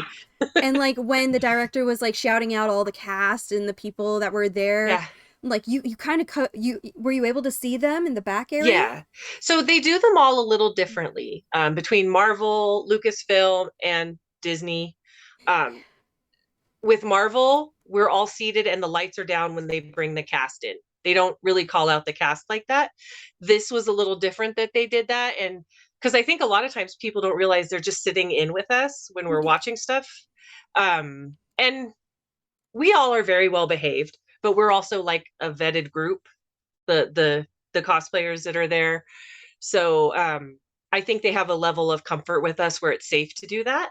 Because in just like a random audience, that wouldn't really work out so well. But it is cool to watch something with the people, and even more than the actors, like the people who work their asses off making it, like the behind the scenes folks. I mean, obviously the actors work their asses off too, but it's really fun when the credits are rolling and like the lighting section comes up, or the VFX, and random pockets of the theater just start cheering. Because that's them, and they're seeing their names on the screen, and how cool would that be, right? So it's pretty awesome. And it kind of gives you a different appreciation for what goes into it. And those aren't just names on a screen; those are people sitting behind me eating popcorn. And it's cool because I got to tell Oscar Nunez that I think his performance in The Proposal was the pinnacle of all comedy.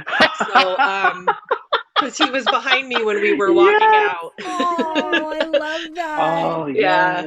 And so it was so fun. cute at the red carpet. He had sparkle and glitter all over his face. He looked like a fairy just sneezed on him in a very loving way. It was so cute. Yeah. Did you get to see the costumes up close? Because by the time we were like rushed in, so we get up to where the costumes were up front. I did. I mean, like, you know how they were kind of fenced off a little bit. It was really hard to really get a good look at them. And I didn't clean my glasses, so everything was kind of like filtered, if you know what I mean. As I'm doing right now, everybody's filtered. You guys look stunning. I mean, a little more stunning than you usually look stunning, because now it looks like you're glossed over in like a soap opera filter, and that's a soft filter. It's a soft filter. Yeah, right. We're like. So now you want me to just see you every time without my glasses? Got it. Noted. Partially all blind. of the blemishes are gone. Yeah. Yeah. No fine lines. No. Otherwise, I'm going to be sitting in the bathroom taking 2 hours doing my makeup, and I don't have time for that. Anyways, That's so right. we're gonna talk about Disenchanted. Disenchanted is the sequel. 15 years after her happily ever after, Giselle questions her happiness, inadvertently turning the lives of those around her in the real world and Andalasia upside down. So 15 years, like, Morgan is now a teenager. It's a little hard for her to. It's harder for Giselle to accommodate to a teenager because there are hormones, there's angst, there is some situations, and now there's a baby. Great, now I'm confined into a tiny little space, and everybody's confined, and now nobody's happy. So she's like, okay, well, this looks like Andalasia. Let's pack up our stuff and move. We're gonna move to suburbia, as Pip worded it. It was so cute. Him and his little chippies were adorable. Oh, I know. The little chippies, and the little puppet, and then the little firefly looked like the Princess and the Frog. Yeah. Firefly. Bridge. I forgot. Ray. So that was super cute. So starting off, usually, as usual, we have all the Easter eggs. We got more Easter eggs coming through.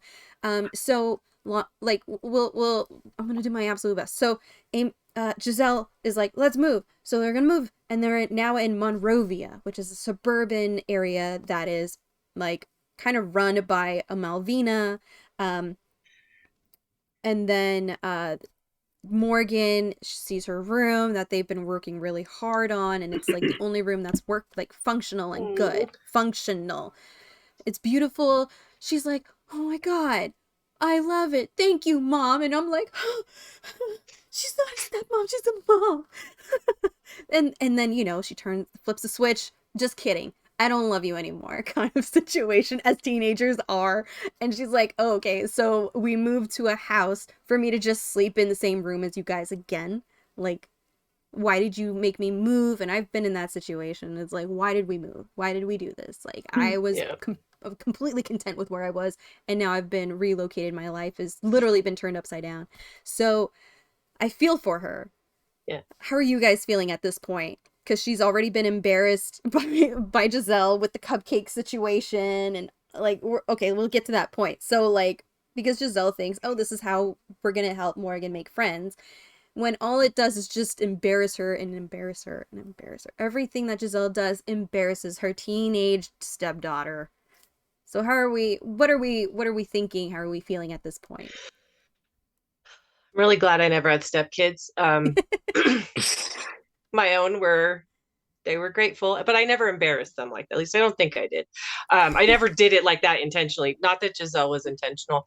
So I think it was 15 years till they made the movie, but I think they say it's 10 years because Morgan's only 16. So, because otherwise she'd be 20 something. Oh my God, you're right. Yeah. Ooh, IMDb. Because it says 15 years after her happiness on IMDb. Yeah. And I'm like, ooh, you messed up with your math. They sure did. Yeah. So it's 10 years later, and Morgan is a teenager. Teenagers are tough. I did it twice, and they were only 20 months apart. So I did it concurrently. I think Giselle, the more pushback she got from Morgan, the harder she tried, which to her was the right solution. But with teenagers, that's not the right answer. You kind of just have to back away and make sure they're eating and they're warm and they go to school. And when you said she flipped the switch, it literally set her room on fire. So, you really got to get that wiring, the old paper wiring from the 20s. That's not good.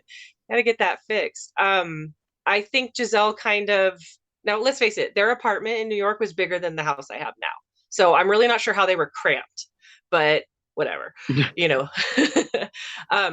I will say this, for all of the teen angst, I did like how they didn't make Morgan resentful of Sophia, the baby.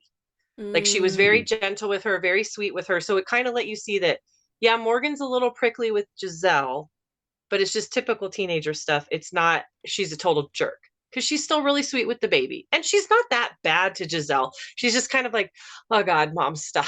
And we've all been there. So yeah. And Jordyn? Yeah, so I'm not gonna lie, Morgan was pissing me off in the beginning of this film because I was just like, girl, get over it. Like, you're being given a roof over your head, you're being fed, like, and I get it. We all been there, done that. And I do feel like this was sort of the intro, like this sort of like, I don't want to, how do I put it? It introduced how the film was going to play out in this very first part of the film, where the reason why I gave it a 3.5 out of 5 was because I thought it was a little bit too cheesy. Like, it was like Enchanted was cheesy enough where I was like, it's not that bad, right? Like, it's digestible. This one, already in like the first 20 minutes, I was like, I don't know if I'm gonna like this movie. I was like, I don't know if I'm gonna like this movie or stick with it. And then the fact that you introduced like teen angst into it, I was like, oh Jesus Christ. And then she was just pissing me off like the whole time, which is why I don't know if I'm gonna have kids, right? Like, it just like it pissed me off to the point where I was just like, and to be fair, Giselle is like, she's Andalasian. She doesn't know how to human. She doesn't know how to earth kids, right? Like, she doesn't know how they are, like what happens. And Morgan is somebody from this, right, this universe that is very different, right? Like, hasn't been given the same opportunities that maybe an Andalasian teenager has, right?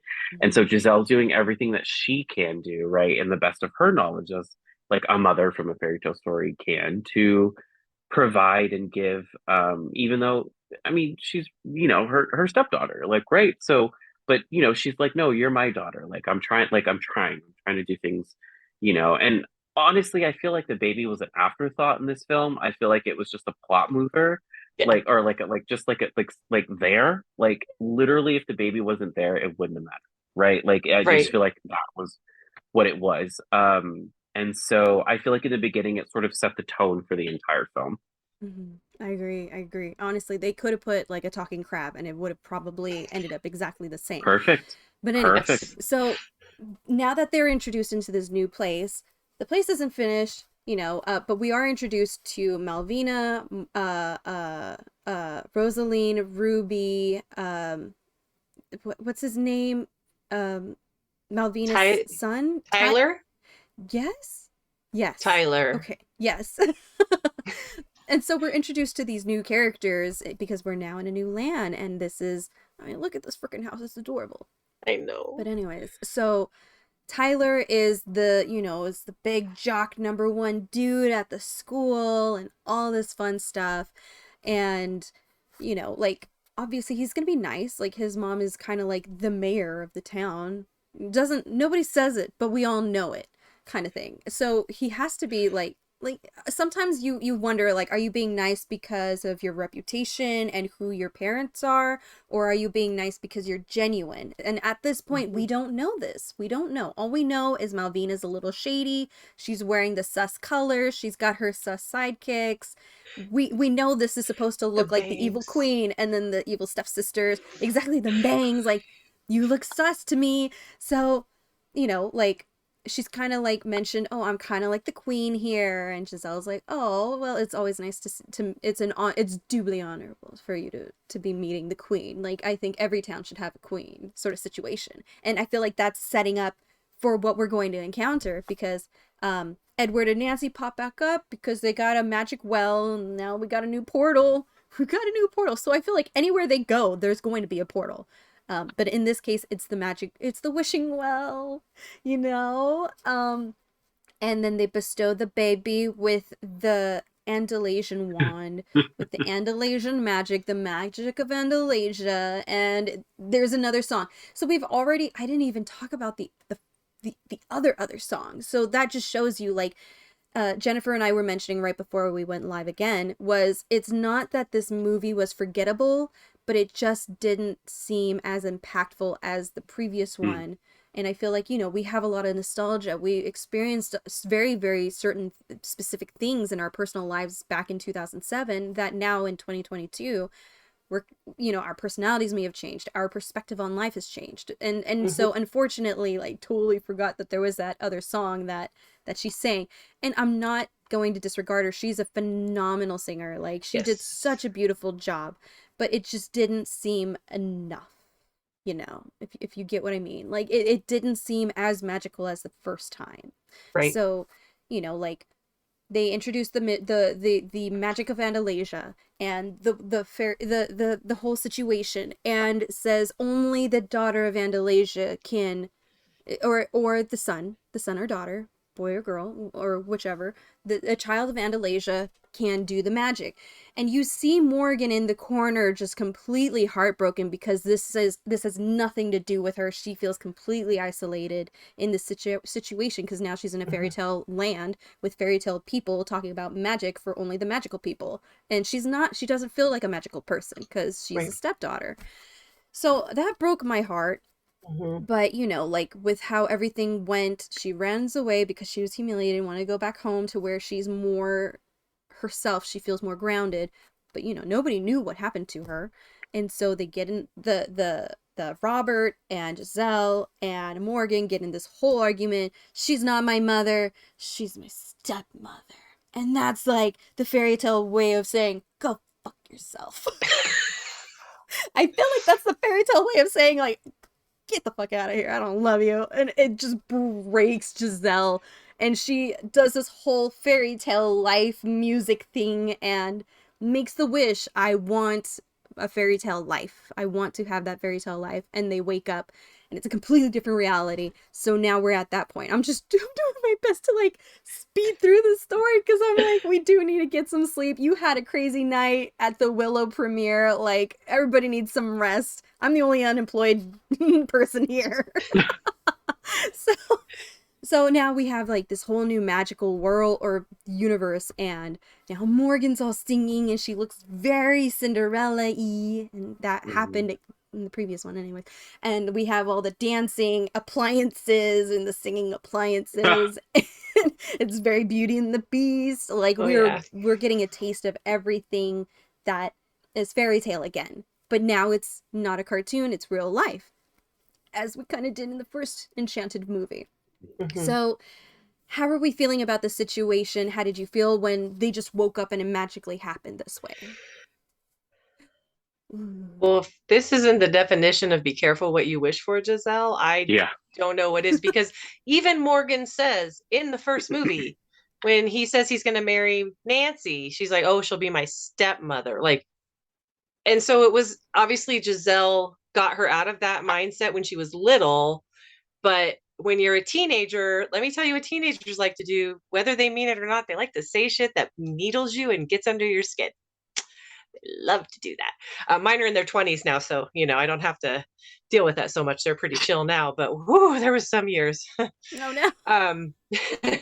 But they still weren't as awful as Morgan. No, when they wake up in this fairy tale, I like the frog trash can. I don't know why I'm obsessed with that, but I just was so cute. And then God bless Robert, sir.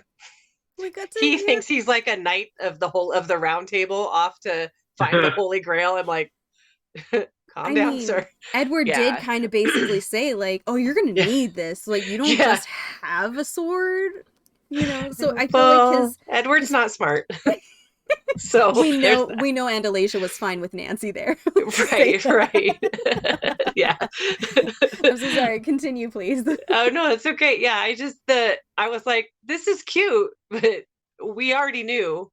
Even if you didn't see a trailer, you knew this wasn't going to go well. Because what is a hallmark of a fairy tale story? A wicked stepmother. So, yeah, there was kind of back to Jordyn's point about how it was cheesier. It was also very heavy-handed. It was like, instead of like, here's a little trope and haha, we're making fun of ourselves, it was like, here, wicked stepmother, here, snotty teenager. So like a slap of bologna to like a giant steak being slapped in your face. Yes. Yeah, it was like, woo, okay. We get it, guys. But yeah, that I was like, okay, I know where it's going, but let's see how they get us there. Yeah. Agreed. Jordyn. Yeah, okay,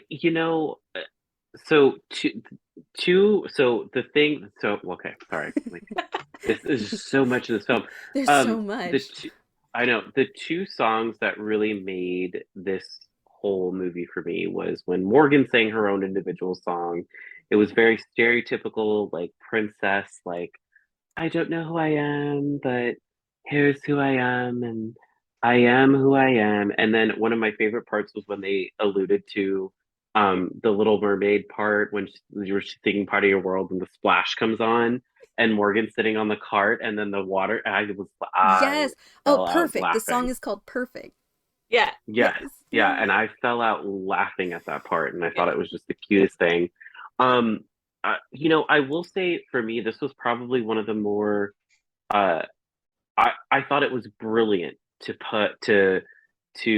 pit the magical evil queen against the evil stepmother who doesn't have magic, but actually now ended up having magic, right? Like at the end. And I thought that was brilliant in a sense. The fact that Giselle turned into this like evil stepmother, because this, every fairy tale needs to have one of these evil stepmothers, right? And you didn't really see how cruel she was until, at the very end when she's like, oh, you're not going to the ball. What are you talking about? And then the other song that really made it, which we haven't really, we're getting close to the end, but was Idina Menzel when she started singing about the memory tree. Yes. That I started crying during that. Yeah. I thought it was just beautiful. And it was that song where in the beginning I was like, you're not Elsa, you're not Elsa, you're not Elsa. And then she started singing in a way that wasn't Elsa. And I was like, perfect. I was like, perfect. Like you are, you're this character. This is exactly who you need to be, and it just ended up being a really beautiful song in the end. And it was absolutely amazing. So, but yeah, I think what made it was a little too campy and cheesy for me, like as a whole. But Mhm. it did have its moments where I was just like, cool, like the whole evil magical queen against the evil queen against a stepmother was perfect, Yeah. right? Like I was just thinking of like Regina in Once Upon a Time versus like Lady Tremaine. Like that would have been Yes. the perfect thing if Lady Tremaine had magic. So I thought that was brilliant. Yeah, no, and you bring up a really good point because I feel like the Monrovian m m m m m Monrelasia. Monrelasia. Okay, so Malvina of Yes. Monrelasia. So Malvina seemed more like the Regina from Once Upon a Time, Yeah. and Giselle seemed more like Lady Tremaine. So that was an interesting when you mentioned Yeah. that I was like, oh my God, that makes sense. Yeah. So Yeah. like when she's like, oh, let's go to the village and go to the market, whatever, and they see how everybody else has turned magical. Mhm. This is where I wanted to talk to you, Jordyn, about it because there's that point where she's like, "Oh, we're still doing a ball. Like, what are we getting ready for?" And there was that girl saying, "Ma'am, we got a ball happening." That was Morgan from the Right. 2007 Enchanted. So she did make a cameo, but it Yep. wasn't. Oh, She didn't reprise her role as Morgan. Yeah. But that was the interesting. cameo right there when she was like, "We got a ball." So okay, so anyways, so yeah, there's this whole thing of like they want to go to the ball, and now Giselle's turning more and more evil because as every hour goes by, she becomes more and more into a villain, Mhm. and now you can't have two villains in the same village. So Yeah. that cute little song that her and Maya do together, so I felt it. Like I think that was probably my favorite song Mhm. in this movie. Like that was my favorite song because it was like a villain tango.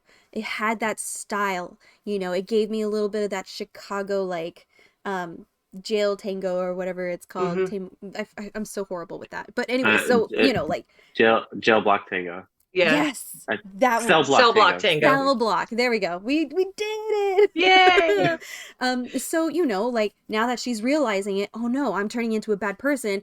The little scroll. Okay, literally, it's Alan Tudyk. He's the Yes. scroll, and he's like, oh yeah, no, you just gotta wish it back. You just gotta grab that thing, and you gotta revert, make that wish, be like, oh, I wish for everything to go back to the way it was before I made that wish. That would have solved the problem. But because she was so like in between two different people, she had to use Morgan, who was slowly realizing like, what stepmother, why are you so mean? And every time she said stepmother, I felt like Giselle became more of a stepmother, like that typical villain stepmother sort of situation. Mhm. And she's like, I need you to save us. You're the one who can save us. And like no answers, no nothing. Just like you got to go to Andalasia and you can save us, and shoves her into the wall. And then we get to see Morgan as a fairy tale character, like in that cartoon manner. And I thought that was absolutely precious. She was like, why am I so pointy and my eyebrows are so perfect? And I was like, yes, compliment these features that we all love about the Disney characters that are animated. And so this is when Nancy shows her the memory tree and explains the whole thing about memories hold magic because they're so full of like emotions and feelings, and love is really the ultimate power. And that's when that love power song comes out. Mm. And it was really hard to differentiate Nancy from Elsa because it is still Idina Menzel. It gave me more of a Wicked feel than Yeah. the Frozen feel, thankfully.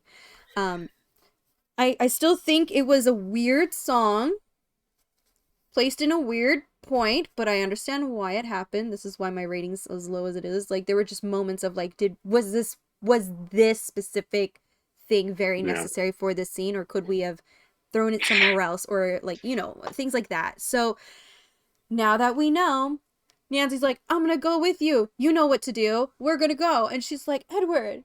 And when he's like, you go, like somebody needs to stay here, I was just like, oh my God, He's letting the woman handle the business.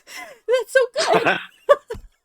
But I've never, like, that was the most, like, human we've ever seen. I feel like I've ever seen Edward at all in any of the bits. Even when he's back in real life, he's still goofy, but he seems more calm after all these years. So I feel like Nancy did kind of like, that's cute, but let's kind of, time and place, baby. Time and place, honey. And I see, Jennifer, you're laughing. How are you feeling about this whole, like, love situation and everything that's been going on so far? Nancy is so smart, and Edward, as I've established, is so dumb. But his heart is in the right place. And I think she balanced out, not that she didn't have heart or feelings, but they balance each other out really well, and they learn from each other. And also that dress she had with the pants under it, I want that so bad. I love it.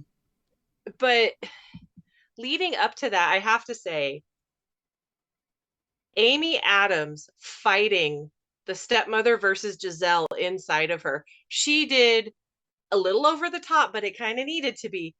She did such a good job with that. That couldn't have been easy. And the voice, the face, like, just snap of fingers and she was one, then she was the other. I'm like, oh, okay. So yeah, the memory tree song, that whole memory tree thing, that got me. That made me cry. Again, that doesn't take much, but it did make me cry. And I agree, it was more Wicked than Frozen, but Stephen Schwartz, so that makes sense. Yeah. I think pretty sure he wrote Wicked, or the music for Wicked. I think he did. Yeah. I'm hunting you down, Stephen. I think that you might have, like, put the finger on what I couldn't verbalize about why this movie got a low score from me, or a lower score. Did it feel like stuff was missing? Like, you're all of a sudden at this scene and you're like, I feel like there was something that could have set this up a little better. So it felt kind of rushed. To me. Yeah. And they were like, okay, we got to hit this point, and we got to hit this point, and they would rush between them. And I would have loved a whole movie of Giselle and Malvina just singing at each other in that beautiful blue peacock dress. Dear Lord. Goodness. I wanted all the dresses from this movie. I wish I could sew better, because the costumes were so great. Absolutely. Costumes, I feel like they were way better than the first one. The costuming and just the general, like, splendor, right? Like, especially at the ball, and, like, even at their houses. Like, I just feel like this was just, like, it was over, like, this wasn't, like, this made the rating go up. It was just, it was absolutely phenomenal with the visuals in general. It was a visual delight. Yeah, I could watch it on mute and be happy, because it's just such a feast. The colors. And her song Perfect, Morgan's, she hits all of the princess points too. She walks through, Sleeping Beauty's walk through the forest. She does the little tilting cart like Belle. And who does this that wraps themselves? It's one of them. That might be Cinderella when she's making her prince in the forest, or Sleeping Beauty. She does 2 Sleeping Beauties. So she has like a black wrap. Yeah. I was like, I know all these, but the Little Mermaid one, laugh out loud, because it was so perfect. I was like, oh, and then there, I was like, oh. I feel this movie is the details and the pieces, but it's not the sum of its parts. It's looking at it as a whole, it's like, ooh. But if you look at the things they tried to give us and that they did bring to it, that's, I think, what made the magic for me. And, we haven't gotten there yet, but that ending. Whew. That ending. Oh my God. Okay, so we can talk about this later, but I went into, I told you I'm hunting for you, Stephen Schwartz, and I found him. So Hunchback of Notre Dame, Prince of Egypt, Joseph King of Dreams, Enchanted, Wicked in concert. Yes, on the nail. Like, this explains so much. It explains so much. Yeah. But anyways, I love when Giselle was like, oh, I'm turning more wicked. He's like, you don't look wicked. She's like, when she made the pose, I was like, oh my God. And when he turned into a cat. I was just gonna say, he turns into, like, Lucifer, but, like, looking like a chipmunk. Yes. So Jordyn, how did you feel about this? And then we'll touch into the ending. Oh gosh, this was the quickest we've ever done one, I feel like. And you're like, no, I thought it was, I thought it was great. I loved the fact that he turned into like a big fat evil cat. I thought that was really smart. But yeah, I think Jen is right. I think it was a lot of moving parts that didn't really add up for me. And I think one of the other things, I just had it on the tip of my tongue and now I can't remember it. Um, it it it wasn't necessarily, it might have been the story. It wasn't necessarily the story that like, because I feel like it was, it was very well sort of like done in a way where it was done fine. But like there was something missing, and I don't know what it is, and I feel like when I was watching this, it was almost like it was either too much or too little. Like it was Mm. never an in between where we all got that like rest, like Enchanted did, right? Where it was like, oh, like this is palatable for a little bit. Like this one, I was just like, you either got to eat all of it or you got to eat none of it, right? And then just be happy that way. And so I feel like, um, God, I'm trying to remember. I'm trying to remember what I was going to say, and I don't know if I would do the story or whatever, but yeah, it was just things didn't add up for me, and it was like it ended and it was fine. And oh, that's what it was. I had read somewhere on I think it was, I don't know if it was on TikTok or if it was somewhere, but basically like it's the whole like wish complex in these movies that are recently happening. So it's like how wishes just automatically like move production companies and movie companies, they're using this thing where somebody makes a wish and then it goes completely wrong, where we have to get away from that, right? Like we have like Wonder Woman that did that in the 1988, I think, or 19 Four. 18, yeah, 1984. 4, where it was like Thank you. that was the premise of the entire movie, right? And it's just like there, there's like we need to get away from that, and I feel like this movie just fed into it more, right, where it was like it's a wish gone bad and now it's up to somebody to reverse it or somehow like not, where like wishing is not essentially bad in itself, but when you put it in this way, it's like it's almost kind of teaching people to not wish for things that you really want, and and settle for things that you probably won't make you happy. And Gotcha. I'm not saying they did settle at all, because I feel like in the end it was fine and it worked out, but somebody had to come in and fix it, right? Like they had to come in and fix this entire thing. And I think Mhm. for me, like it loses more of like, and then Giselle sort of turning into the stepmother, it loses that like she was a strong, independent woman who did certain things in the first one, Mhm. and now she's just having to give into this Yeah. and depend on somebody else to sort of save her in that. So that's I think why I kind of rated it a little bit lower. Right. And honestly, like as much as we wanted to like dig further in, I to sum everything up, like it just wasn't enough. I felt like this movie could have been a little longer with a little more scenes that would explain things a little better, but at the same time it risks ruining certain parts. Who knows? Yeah. We'll never know. We'll never know. But so there is still that ball, and Giselle did everything she could, and that's when she shoves her in. Save us, because like the other half of me wants you like to be completely miserable for the rest of your life. So while she's doing that, there is a ball in In the town, Monroe, the town. Yeah, there you go. Monrelay, Thank yeah. you. Monrelasia, yeah. That place, And so that the place, the town. setting of the town, and it's super cute. It gives me solid Once Upon a Time vibes, and it's the whole be careful what you, all magic comes with a price, be careful what you wish for kind of thing. I do want to note that Tony, T- the son, his outfit gave me Prince Eric vibes. Like it looked Yes. Yeah. like Prince Eric, and I loved that. So Yeah. it seems like he's super gung ho. Like this seems way off. So for a fairy tale person to notice something's wrong, Yeah. uh-oh, that's a problem. So like Morgan comes back, he's trying to figure out what's going on. The dad comes through, and now there's this whole showdown with the queen and the evil stepmother kind of situation, and that's when, you know, you realize like, wow, it escalated to like a really bad point where this queen wants to forever remain the way this fairy tale is, because it's like, oh, I love this, I am feared, I am like immortal, omnipotent, you know, like she feels the ultimate power.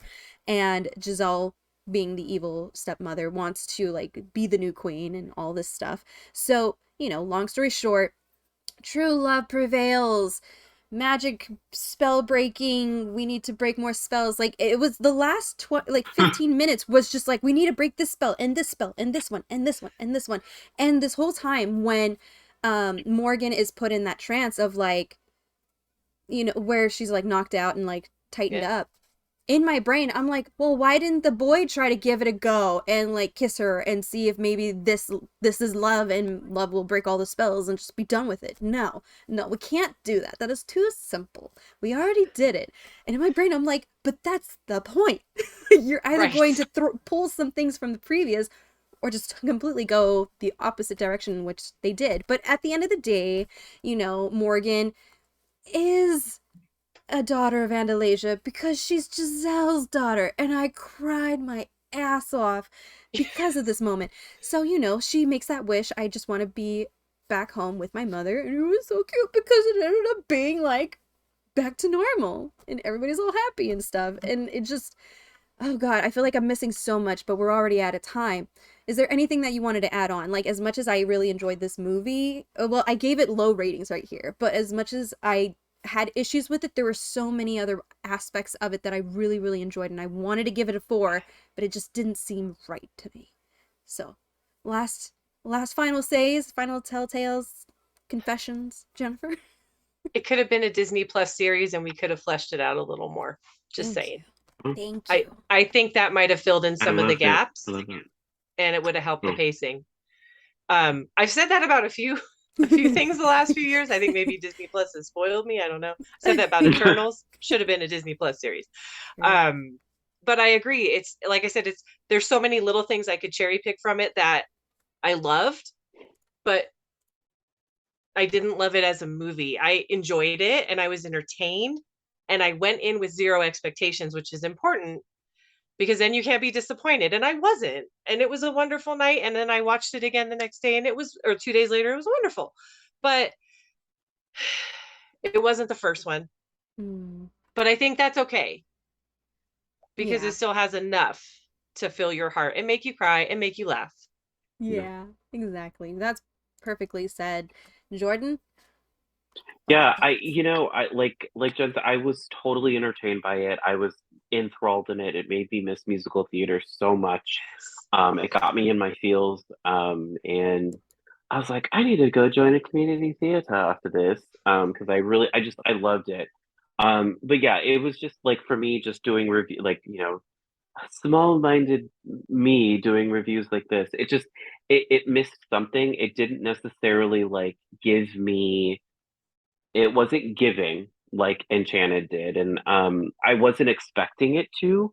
Again, I went in knowing about it maybe like a couple days earlier, because I just found out that they were doing a sequel, and I was like, oh cool, I loved Enchanted, let me watch this. But I didn't go in with the same expectations. I never do, because you know, it's a sequel, you don't, you know, it's, you know, go and do that. And I wasn't necessarily disappointed, but I also wasn't like wowed. I wasn't like, oh, this is a really good film, right? And you know, my mom sort of was like watching it in and out with me, and she was just like, that looks weird. And I was like, yeah, I mean, I could see that if you kind of just jump in and out, like it just looks kind of odd. But overall, it's definitely worth a watch, but it's definitely not something, you know, you could watch Enchanted and be fine. I agree. I completely agree. And, you know, with that being said, it is 10 o'clock. It is past the time that I told Jennifer we were going to go for it. And I'm so sorry. Like, it's okay. People need their rest. You know, it is time. This is, on that note, this is all the time that we literally have left to talk about Enchanted and Disenchanted. I feel like we still didn't cover enough on either of them, and it drives me nuts. And these shows are just, I want to start earlier and then end later. But, I'm gonna need more caffeine for that. right? I There's know. not enough caffeine in the world. Give me caffeine, orange juice, and an IV drip, and then maybe it'll work. But thank you so much for anybody who is tuning in, for our regular cues still here, and anybody that was tuning in throughout the entire show. Thank you so much. We are always very, very happy to have all the fun with not only each other, but with you as well, the viewers and the listeners. So before we wrap up, I do want to ask, where can people find you? So let's start with Jordyn. Where can people find you? Yeah, I'm on Instagram, CityOfStars13. I think that's it for now. Yeah, so you can friend me. Make sure you're not like a weird Russian bot that always tries to like and friend me on Instagram. So, yeah. Oh, okay. Oh yeah, it's a thing. It's a thing. Yeah. Oh, it is. No. Oh no, that's fair. Yeah. Welcome to social media and being a fancy person on a show. And Jennifer, where can people find you? I am at do_as_Peggy says on Instagram. And this weekend you can find me with my cosplay group at LA Comic Con at booth 350 in the cosplay and fan table area. And we have 2 panels on Sunday as well. So that's the Avengers initiative. Yay. And we're very excited to share what we do. I was seeing those things because Mike's also been posting as well, and Yeah. I'm like, oh man, now I really regret not getting that pro badge because Mike's on our service panel, and his sister is on my the club panel, the general club panel we're doing. Yeah. I wonder if you're able to live stream. Don't tell me. We'll find out. Okay. It will be recorded, so it won't be live streamed, but it will have a video of it. Okay, awesome. Well, I'm pretty sure. I'm looking forward to it. And then you could find me on Nom Talk Network or Stephanie Sandmeier anywhere. Unless it's a white lady, then it's not me. It's probably some distant relative. I found out there's like 2 other Stephanie Sandmeiers that I've seen through Google, so that's fun fact. Cool. Be sure. Thanks for tuning in. Be sure to follow or join our Discord to continue this conversation. Follow all of our social platforms at Nom Talk Network right here, and then tune in to our next show. It might be Friday, but most likely Monday when we come back to talk about Muppet Christmas Carol. So on that note, I'm so excited. I love that movie. It was Great movie. Until then, I am your host Stephanie, and you have a nomorific day.